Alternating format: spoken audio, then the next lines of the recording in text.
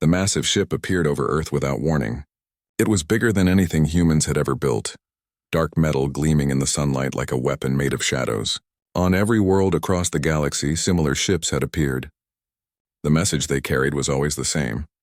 Admiral Hyun-woo Kim stood on the bridge of the space station orbiting Earth, watching the alien vessel through the main screen.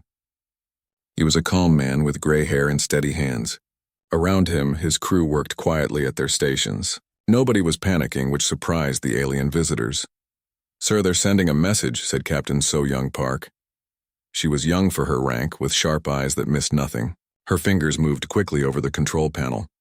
"Put it through," Hyun-woo said. His voice was steady, almost bored. The screen filled with the image of something that looked like a cross between a lizard and a machine. Its voice was cold and mechanical when it spoke. "I am Harold Zexrak of the Galactic Empire. Your species will submit to Emperor Vextar immediately. You will surrender all weapons. You will give us control of your worlds. You have 3 standard days to comply." The herald paused, its metal teeth gleaming. "Refuse and your planet will be destroyed.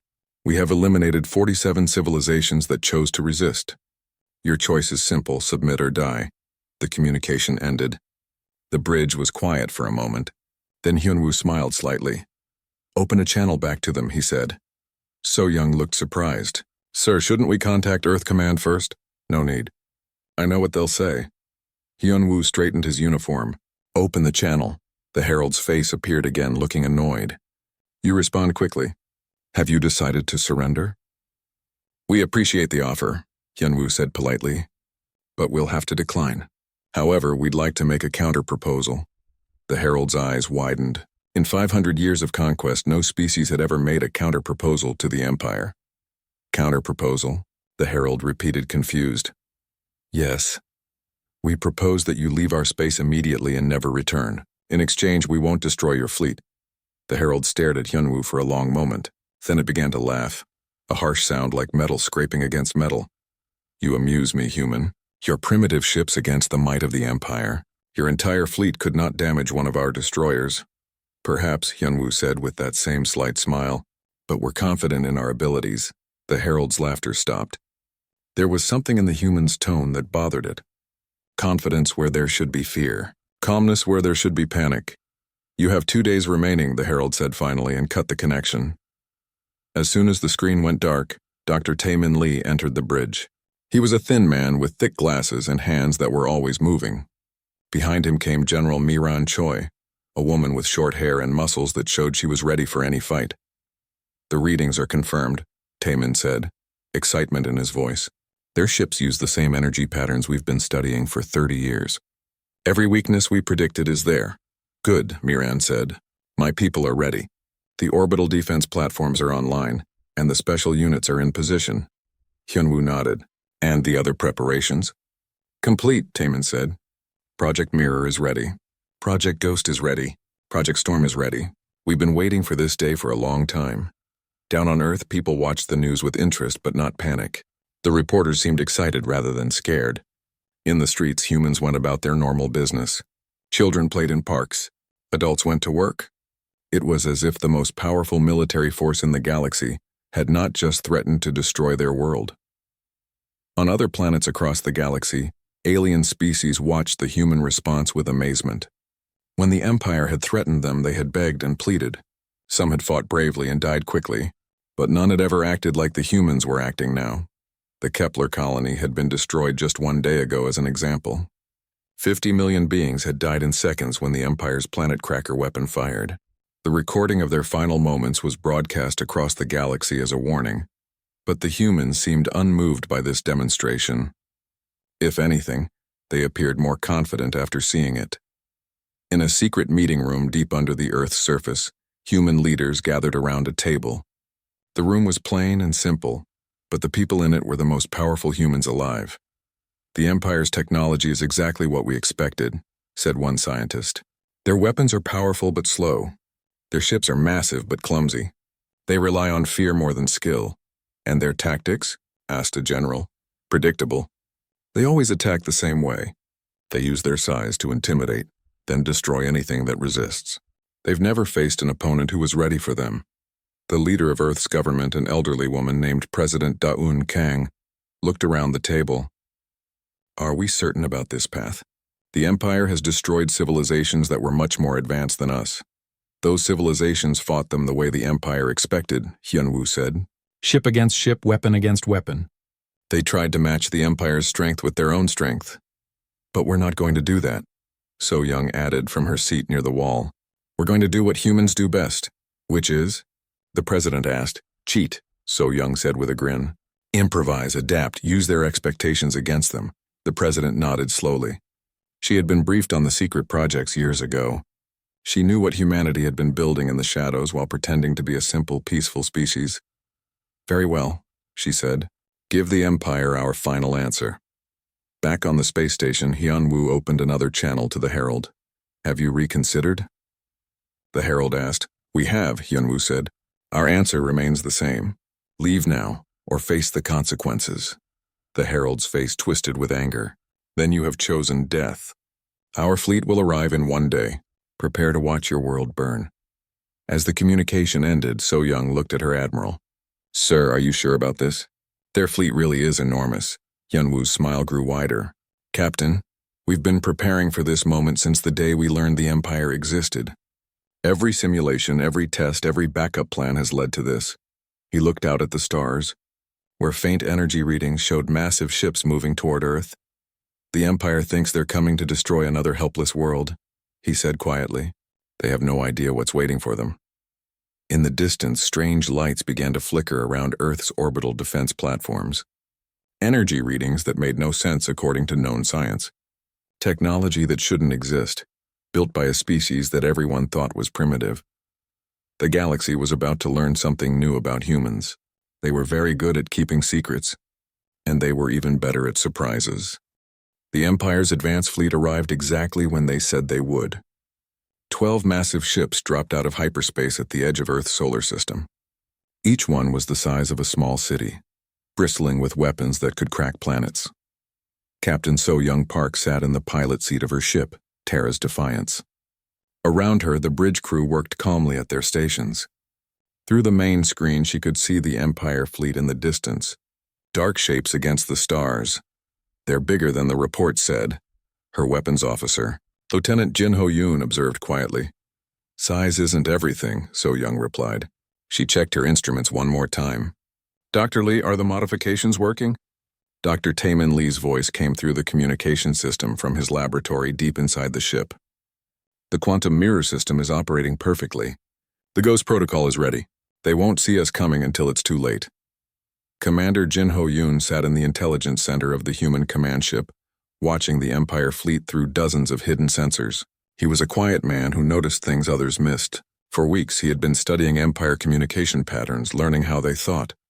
Admiral, he reported to Hyunwoo. The Empire commander is General Mordak. His record shows he's destroyed 18 civilizations. He always uses the same tactics.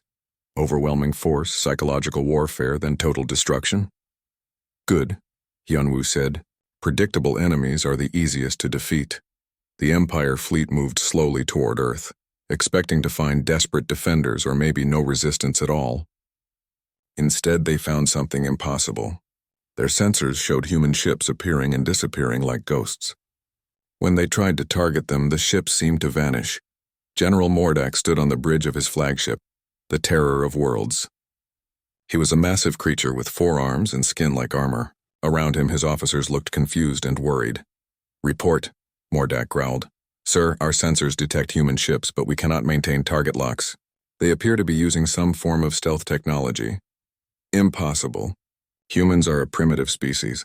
They have no advanced technology. Yes, sir, but the readings are clear. There are at least 50 human ships moving around our fleet, but we cannot accurately track them. Mordak's eyes narrowed. No species had ever dared to play games with the Empire fleet. Fire warning shots. Show them the power of our weapons. The Empire ships opened fire, massive energy beams lighting up space. But they hit nothing. The human ships seemed to dance between the shots, moving in ways that should not have been possible. Captain Dong Hyun Jung led Ghost Squadron, 12 of humanity's most advanced fighters. His ship was small compared to the Empire vessels, but it moved like liquid lightning through space. The Empire's targeting computers could not keep up with his movements. Ghost leader to all units, he said into his radio. Begin harassment pattern 7. Let's show them what speed really means. His fighters swept past the Empire ships, firing precisely targeted shots at sensor arrays and communication systems. They moved so fast that the Empire gunners could barely see them, let alone hit them.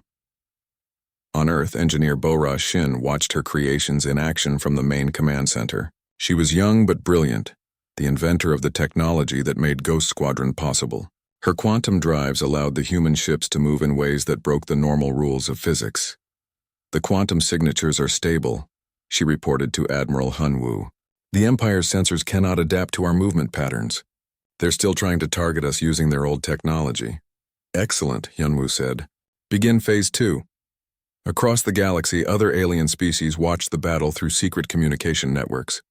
They had expected to see Earth destroyed within hours. Instead, they saw something that made no sense. The mighty Empire fleet was being embarrassed by creatures they had dismissed as harmless. On the planet Korvax, the Resistance leader Veltar watched the human ships dance around the Empire vessels. How are they doing this? He whispered to his aide. No one has ever made Empire ships look foolish. I don't know, his aide replied. But maybe the humans know something we don't. Back in the battle, General Mordak was becoming angry. His ships had been firing for an hour and had hit nothing. Meanwhile, the human fighters continued to strip away his sensors and communication systems with surgical precision. Sir, one of his officers said nervously, perhaps we should request reinforcements. Reinforcements? Mordak roared. Against these insects? Never. All ships advance to close range. We will crush them with our bare hands if necessary. The Empire fleet moved forward, trying to get close enough to use their shorter-range weapons. This was exactly what the humans had been waiting for. Captain So Young Park smiled as she watched the Empire ships lumber toward Earth. Now they're in our trap, she said. All units activate the mirror protocol. Suddenly, space around Earth filled with light. What looked like hundreds of human ships appeared from nowhere, surrounding the Empire fleet. But these were not real ships. They were holographic copies created by Dr. Lee's quantum mirror technology. The Empire sensors went crazy trying to track all the targets. Their computers overloaded trying to process the false information. In the confusion, the real human ships moved into perfect attack positions. Fire, Admiral Hyunwoo ordered. The human weapons were not as large as the Empire's planet crackers, but they were much more precise. Each shot was aimed at specific weak points that Dr. Lee had identified years ago. The Empire ships had been built for intimidation, not for fighting skilled opponents. One Empire destroyer lost its main engines and began to drift. Another had its command center disabled by a perfect shot through a structural weakness. The terror of worlds itself shuddered as human weapons found gaps in its armor. General Mordak could not believe what was happening. His mighty fleet was being taken apart by ships a tenth their size. Worse, he was starting to realize that the humans had been ready for this fight. They knew exactly where to aim, exactly how to move, exactly what tactics to use. How is this possible? He demanded. How do they know our weaknesses? His intelligence officer checked the readings and went pale. Sir, I think they've been studying us for a long time. These attacks are too precise to be lucky. For the first time in his career, General Mordak felt something he had never experienced before. Doubt. These humans were not fighting like desperate defenders. They were fighting like they had planned this battle years in advance. Sir, his communications officer called out, we're receiving a message from the human fleet. Put it through, Mordak growled. Admiral Hyunwoo's face appeared on the screen, calm and confident. General Mordak, this is your final warning. Withdraw your forces now and we will allow you to leave safely. You dare threaten me? Mordak roared. I have destroyed worlds. I have ended civilizations. Yes, Hyunwoo said with that same slight smile. We know, we've been watching you do it. We've been learning from every battle you've fought. We know every move you'll make before you make it. The communication ended, leaving Mordak staring at a blank screen. Around him, his officers waited for orders. But for the first time in his long career of conquest, the general had no idea what to do. The human ships continued their precise attacks, slowly dismantling the Empire fleet piece by piece. And across the galaxy, word began to spread that something impossible was happening in the Sol system. The Empire was losing. The news spread across the galaxy like wildfire. The Empire's advance fleet had retreated from Earth's solar system, damaged and confused.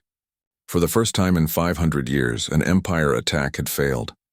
On 1,000 worlds, beings who had lived under Empire rule whispered the impossible news to each other. Some refused to believe it. Others began to hope for the first time in their lives. General Mordak's retreat had not gone unnoticed by Emperor Vextar himself. The Emperor was an ancient being, older than some stars, who had built his empire through fear and overwhelming force. He sat on his throne ship, studying the reports from the Sol system. "Explain this failure," he commanded. General Mordak knelt before the throne, his forearms trembling slightly. "Your Majesty, the humans used technology we have never seen. They moved faster than our sensors could track. They knew our weaknesses better than we knew them ourselves."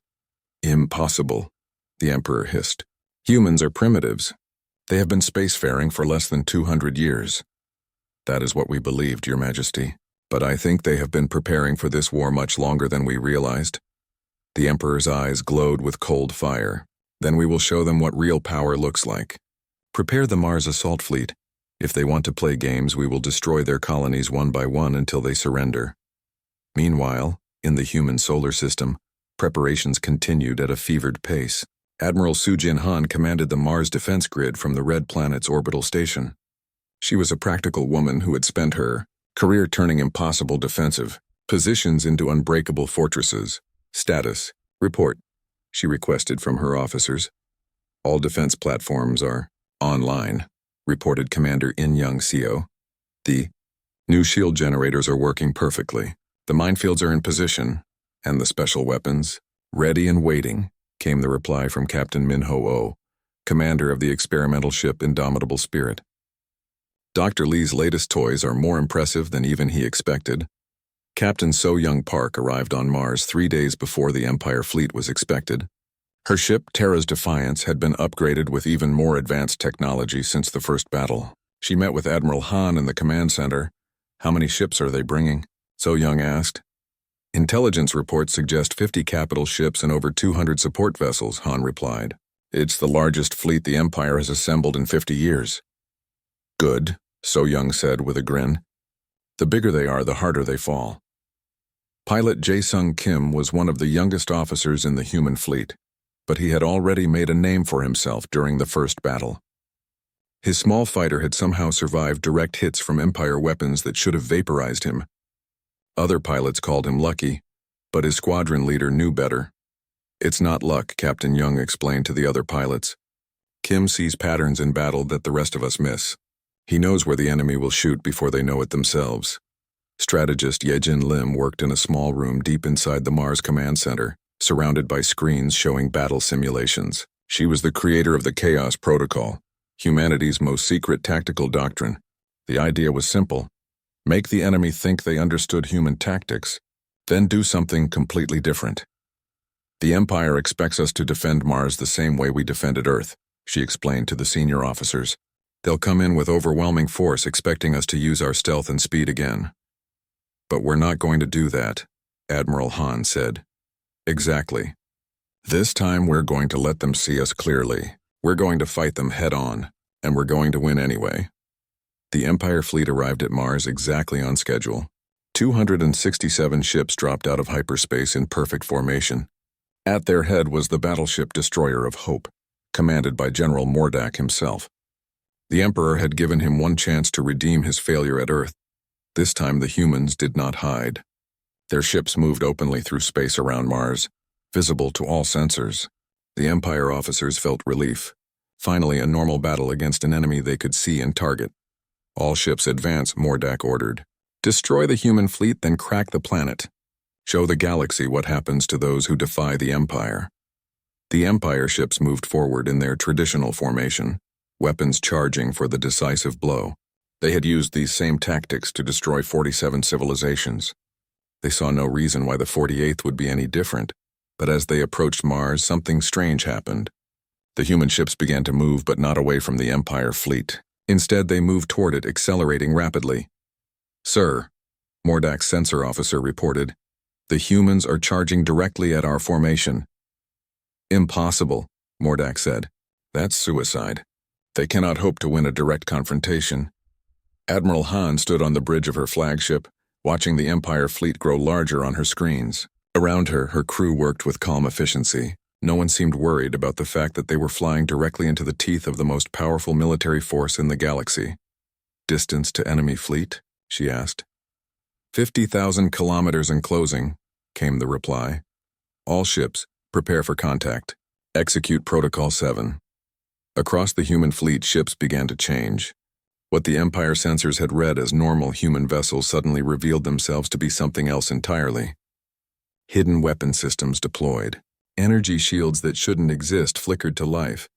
Ships that looked like simple cruisers suddenly showed the power signatures of dreadnoughts. "What are those readings?" Mordak demanded. "Sir, the human ships are showing energy levels that exceed our own. But that's impossible.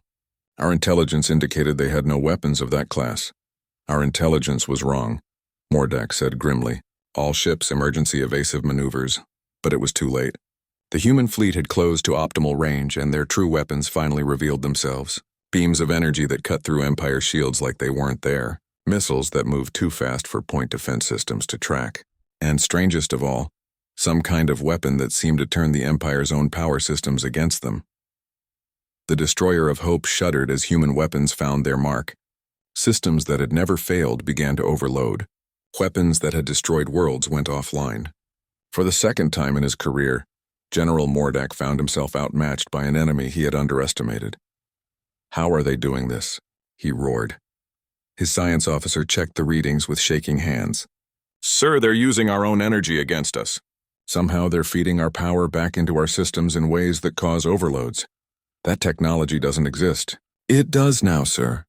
Captain Min-Ho-Oh guided the indomitable spirit through the battle with practiced ease.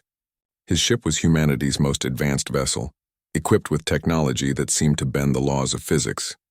Around him, Empire ships tried desperately to target his vessel, but their shots passed harmlessly through space where he had been moments before. "Dr. Lee," he called over the communication system, "your phase technology is working perfectly. The Empire weapons can't even touch us." Dr. Taemin Lee's voice came back full of excitement. "The quantum displacement field is operating beyond all expectations. We can exist in normal space and phase space simultaneously. To their sensors, we're everywhere and nowhere at once." The battle raged for 6 hours. When it ended, half the Empire fleet was disabled or destroyed. The other half was in full retreat, carrying news of another impossible human victory back to the Emperor. On worlds across the galaxy, beings who had never dared to hope began to whisper a new word: rebellion. If humans could defeat the Empire twice, perhaps other species could do it too. But in the depths of space, Emperor Vextar was preparing his response. He was done underestimating these strange creatures from the third planet of an unremarkable star. It was time to show them why he ruled the galaxy. The real war was about to begin. Emperor Vextar had ruled the galaxy for 800 years. In all that time, no enemy had ever defeated his forces twice. The news from Mars filled him with a cold rage that made his closest advisors step back in fear. "Enough games," the Emperor declared from his throne aboard the massive ship Eternal Dominion. "I will personally lead the final assault on the human homeworld. Gather every ship in the core fleets. Bring the planet crackers. Bring the star killers. We will erase humanity from existence." The largest armada in galactic history began to assemble. Over 3,000 ships, each one capable of destroying cities with a single shot. At the center of the fleet were the Emperor's personal weapons, ships designed to crack planets and extinguish stars. No force in the galaxy had ever faced such overwhelming power. On Earth, Admiral Hyun-Woo Kim stood in the war room deep beneath the planet's surface. Around him, the greatest military minds humanity had ever produced studied the approaching threat. The numbers were staggering even by human standards. 3,000 ships, General Mi-Ran Choi said quietly. "That's 10 times what we've faced before, and the Emperor himself is leading them," added Commander Jin-Ho. "Yoon, our intelligence suggests he has weapons we haven't seen yet." Admiral Kim remained calm, studying the tactical displays. "Dr. Lee, are our preparations complete?" Dr. Taemin Lee looked up from his calculations, excitement mixed with nervousness in his voice. "The Omega Protocol is ready. All hidden installations are online.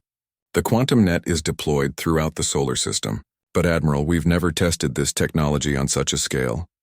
Then we'll learn as we go, Kim replied with that same slight smile. It's what humans do best. Captain So-Young Park sat in the pilot's seat of Terra's Defiance, now upgraded far beyond its original design. Her ship was surrounded by the entire human defense fleet, but even she had to admit the numbers were intimidating. Nervous? Asked her weapons officer. Terrified, So-Young replied honestly, but also excited. We've been building toward this moment for 30 years. Time to see if all our work was worth it. Commander In-Young Seo was in charge of Earth's Last Stand Protocol, humanity's final defensive plan. She had studied every possible scenario, prepared for every contingency. But even she wasn't sure if it would be enough. All orbital platforms report ready, she announced to the command center. The shield generators are at full power. The minefields are armed. The quantum disruption cannons are charged. And the secret weapons? Admiral Kim asked. Ready and waiting, came the reply from Captain Min Ho-Oh aboard the Indomitable Spirit. Though I still think this plan is completely insane. The best plans usually are, Kim replied. Across the galaxy, every intelligent species watched the approaching battle. Many expected it to be humanity's final hour. The Empire had never brought such overwhelming force against a single world before. Mathematical projections showed that Earth would be destroyed within hours of the fleet's arrival. But on some worlds, resistance leaders watched with different eyes. They had seen humans do impossible things twice now. Perhaps they would do it again. The Empire fleet arrived in the Sol system like a plague of metal locusts. 3,000 ships dropped out of hyperspace in perfect formation, their combined mass creating gravitational distortions that rippled through space itself. Emperor Vextar stood on the bridge of eternal dominion, his ancient eyes fixed on the small blue world that had caused him so much trouble. Around him, his generals waited for the order to begin the final bombardment. Status report, the Emperor commanded. All ships are in position, Your Majesty, replied Fleet Admiral Kolgath. The planet crackers are charged. The Starkiller is ready. At your command, we can end this rebellion in minutes. And the human fleet? Detected and targeted. They have perhaps 200 ships. Insignificant compared to our force. The Emperor studied the tactical display showing the human positions. Something bothered him about their formation. They weren't running or hiding as he expected. Instead, they seemed to be waiting. Your Majesty, his intelligence advisor spoke carefully. The humans are broadcasting a message. Put it through. Admiral Kim's face appeared on the main screen as calm and confident as ever. Emperor Vextar, this is Admiral Kim of the Human Defense Force. We offer you one final chance to withdraw peacefully. The Emperor's laughter was like the sound of breaking glass. You dare offer me terms? I have brought enough power to destroy your entire solar system. Surrender now and I will make your deaths quick. I'm afraid we must decline, Kim replied. However, we appreciate you bringing your entire fleet here. It will make things much easier. Make what easier? The Emperor demanded. Kim's smile grew wider. You'll see. All human ships execute the Omega Protocol. The communication ended, leaving the Emperor staring at a blank screen. Around him, his officers looked confused. What could the humans possibly do against such overwhelming force? The answer came seconds later. Throughout the Sol system, space itself began to change. Hidden installations that had been built over decades suddenly revealed themselves. Massive structures that had been disguised as asteroids came online. Energy patterns that violated known physics began to pulse through space. What is happening? The Emperor demanded. His science officer studied the readings with growing alarm. Your Majesty, the humans have built some kind of massive device throughout their entire solar system. The energy readings are unlike anything we've ever seen. Impossible. Our scouts would have detected such construction. Unless they built it to be undetectable until activated, the officer replied. The technology appears to be based on quantum manipulation on a stellar scale. Suddenly, the Empire fleet found itself trapped in a web of energy that seemed to stretch across the entire system. Their ships began to malfunction as their own power systems were turned against them. Weapons went offline. Engines failed. Communication systems died. But worse than the technical failures was the realization dawning on the Empire officers. The humans hadn't been desperately defending their world. They had been herding the Empire fleet into a carefully prepared trap. Captain So Young Park's voice came over the human fleet communications. All ships, the Empire fleet is neutralized. Begin boarding operations. Boarding operations? Admiral Kim asked with amusement. Captain, the Empire has 3,000 ships. Not anymore, sir, So Young replied. According to our readings, they have 3,000 very expensive pieces of floating metal. Dr. Lee's quantum disruption field has disabled every ship in their fleet. Emperor Vextar felt something he had never experienced in 800 years of rule helplessness. His mighty armada sat dead in space, their weapons useless, their engines silent. Around him, his officers struggled with controls that no longer responded. How? He whispered. Dr. Lee's voice came over the communication system, speaking directly to the Empire fleet. Your Majesty, you've spent centuries conquering civilizations that fought you with conventional weapons. But humans have never been conventional. We've been studying your technology since the day we learned you existed, Admiral Kim added, his face appearing on every Empire ship's screen simultaneously. Every battle, every conquest, every demonstration of power taught us something new about your weaknesses. And while you were busy conquering the galaxy, Captain Park said cheerfully, we were busy turning your own weapons against you. Did you really think we spent 30 years building a few hundred ships? The Emperor looked out at his paralyzed fleet and understood at last. The humans hadn't built ships to fight the Empire. They had built a trap big enough to catch the entire Empire fleet at once. What do you want? He asked finally. Your unconditional surrender, Admiral Kim replied simply, and the immediate liberation of every world under Empire control. For the first time in his long reign, Emperor Vextar had no choice but to comply. The greatest military force in galactic history had been defeated, not by superior strength but by superior planning. And across the galaxy, the news spread like wildfire. The Empire had fallen. Humanity had won. The age of human liberation was about to begin. The surrender of Emperor Vextar was broadcast across every world in the galaxy. For the first time in 500 years, the Empire's iron grip on power had been broken. But what happened next surprised everyone, including the humans themselves. Admiral Hyunwoo Kim stood on the bridge of the captured flagship Eternal Dominion, looking out at the paralyzed Empire fleet. Around him, human boarding teams worked efficiently to secure the massive ships. But Kim's attention was focused on something else entirely. Admiral, Captain So Young Park reported from her station. We're receiving surrender messages from Empire governors across the galaxy. It's not just the fleet. The entire Empire structure is collapsing. How many worlds are declaring independence? Kim asked. All of them, sir. Every single world under Empire control has either declared independence or requested human protection. The governors seemed to be abandoning their posts and fleeing to the core worlds. Dr. Taemin Lee looked up from his analysis of the Empire technology.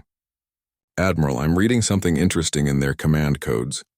The Empire's entire control system was based on fear of their military force. Without that force, they have no way to maintain control. General Miran Choi entered the bridge, her expression thoughtful. Sir, we have a problem. There are over 10,000 inhabited worlds that were under Empire control. They're all looking to us for leadership now. Kim considered this information carefully. Humanity had planned for victory, but they hadn't planned for the complete collapse of galactic civilization. Open a channel to Earth Command, he ordered. President Da-Un Kang appeared on the screen from her office on Earth. Behind her, the lights of the planet's cities gleamed in the darkness. Admiral, I've been watching the reports. It seems we've inherited a galaxy. Yes, Madam President. The question is, what do we do with it? Before the President could answer, Commander Jin Ho-yoon interrupted from his intelligence station. Sir, I'm detecting massive population movements across the galaxy. Millions of beings are abandoning Empire-controlled worlds and heading for human space. They're refugees, General Choi explained. They've heard that humans protect the innocent, and they want our protection. Captain Min Ho-oh's voice came over the communication system from the indomitable spirit. Admiral, we're also receiving messages from resistance groups on dozens of worlds. They're asking for help in overthrowing remaining Empire loyalists. Kim looked around at his officers, seeing the same realization in their eyes that he felt himself. Humanity had wanted to free the galaxy from tyranny. They had succeeded beyond their wildest dreams. Now they had to figure out how to manage the consequences. Madam President, Kim said finally, I recommend we establish the Galactic Liberation Council. We can coordinate with local leaders to help worlds establish their own governments. Agreed, the president replied. But Admiral, we need to be careful. We didn't fight this war to become the new empire. Captain So-Young Park smiled at that. With respect, ma'am, I don't think we could become tyrants if we tried. It's not in our nature. Emperor Vextar sat in a small holding cell aboard a human ship, staring at the walls in confusion. For 800 years he had ruled through fear and overwhelming force. The idea that anyone could govern without those tools was incomprehensible to him. A human guard entered the cell. She was young, barely out of her teens, but she carried herself with the quiet confidence that seemed common to all humans. The Admiral wants to speak with you, she said politely. Vextar followed her to a simple meeting room where Admiral Kim waited. The human leader looked tired but satisfied, like someone who had just completed a difficult but necessary task. Your Majesty, Kim said with a slight bow, I wanted to discuss the terms of your surrender. Terms? Vextar asked. Will you not simply execute me for my crimes? Kim looked surprised. Execute you? No, Your Majesty. We believe in justice, not revenge. You will be tried for your crimes, but fairly and according to galactic law. Galactic law? But I am the law. I have been for 8 centuries. Not anymore, Kim said gently. The galaxy is free now. New laws will be written by representatives from all worlds, not imposed by a single ruler. Vextar stared at the human admiral. You could rule the galaxy yourself. Your technology, your military force, your victory over the Empire gives you that right. We don't want to rule anyone, Kim replied. We want everyone to rule themselves. For the first time in his long life, Vextar began to understand why he had lost. The humans hadn't just defeated his military force. They had defeated the very idea that strength gave one the right to rule others. Across the galaxy, the transformation continued. On world after world, beings who had lived under oppression for generations began to taste freedom. It wasn't always easy. Some worlds fell into chaos without the Empire's iron control. Others struggled to establish fair governments after centuries of tyranny. But humanity was there to help. Not to rule, but to guide. Not to conquer, but to protect. Captain Donghyun Jung led humanitarian missions to worlds torn by civil war. His fighters, once designed for battle, now carried medical supplies and food to refugees. Engineer Bo-Ra Shin worked with alien scientists to develop new technologies for peaceful purposes. Her quantum drives, originally created for war, now powered ships that carried hope to distant worlds. Pilot Jae-Sung Kim trained new pilots from dozens of species, teaching them not just how to fly, but how to protect their homeworlds from any future tyrants. Strategist Ye-Jin Lim helped new governments establish fair legal systems and democratic institutions. Her expertise in tactics now served to build rather than destroy. 6 months after the Empire's fall, the first Galactic Assembly convened on Earth. Representatives from over 8,000 worlds gathered to write a new charter for galactic civilization. The document they created was based on principles that humans had cherished for centuries: freedom, equality, and the right of all beings to determine their own destiny. Admiral Kim stood before the assembly to give the opening address. Looking out at the sea of faces representing hundreds of different species, he felt a pride deeper than any military victory could provide. Today we begin a new age, he said. Not an age of human dominance, but an age of cooperation. Not an age of fear, but an age of hope. The galaxy belongs to all of us now. The applause that followed came from beings who had never dared to dream they could applaud freely. In the audience, former slaves sat next to former masters, united now by their shared commitment to a better future. Captain So-Young Park watched from the back of the hall, a satisfied smile on her face. You know, she said to Dr. Lee, who stood beside her. I think this turned out better than we planned. Much better, Lee agreed. We wanted to stop a tyrant.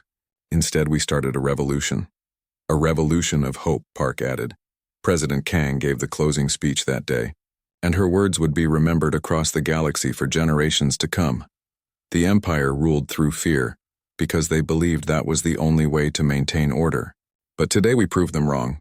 Today we show that beings can choose to cooperate, to help each other, to build something better together.